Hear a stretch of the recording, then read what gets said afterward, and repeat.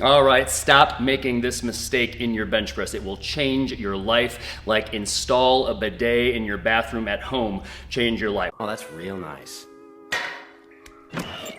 Welcome back to another one of our 2-minute tactics. What mistake am I talking about? Let's talk about for the setup for the bench press real quick. So you've got a roughly squat width stance.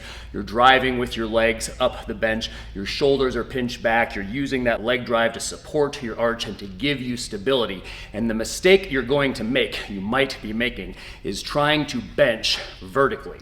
We try to be as vertical as possible in pretty much every single lift except the bench press. And there's 2 ways to make this mistake. Number 1, it's on the descent. It's starting over your shoulders. Don't take the bar straight down toward your shoulders. That's not where you should be aiming. You should be aiming a couple inches lower on your sternum so that if you're looking at your arms, if we've got 90 degrees of abduction here, we're looking for about something like 70 degrees of abduction, roughly. We're kind of making up the numbers here a little bit, but it's not going to touch your chest to level with your shoulders. It's going to touch a little bit lower. The bench press sometimes gets a reputation for being a destroyer of shoulders. It gets that reputation because people bench wrong. You don't get to drive a car into a concrete wall on purpose and say that driving is dangerous. Same thing, you don't get to bench incorrectly and say that benching is dangerous.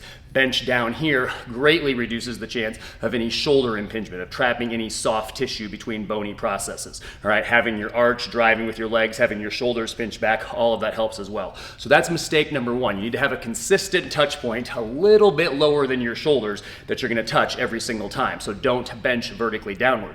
Then, likewise, because you want to finish in the same place that you started, directly over your shoulders, you're going to be looking straight up at the ceiling. Don't watch the bar, don't watch a moving point, but you're going to bench up and slightly back so that you finish in the same place. So on the way down, it's not going to be totally vertical, and sometimes even when people get that part right, they'll still start shoving the bar directly upward, in other words, vertically upward. Remember, it's got to go slightly up and back. It should feel mostly vertical, especially with practice, but it does need to be slightly back.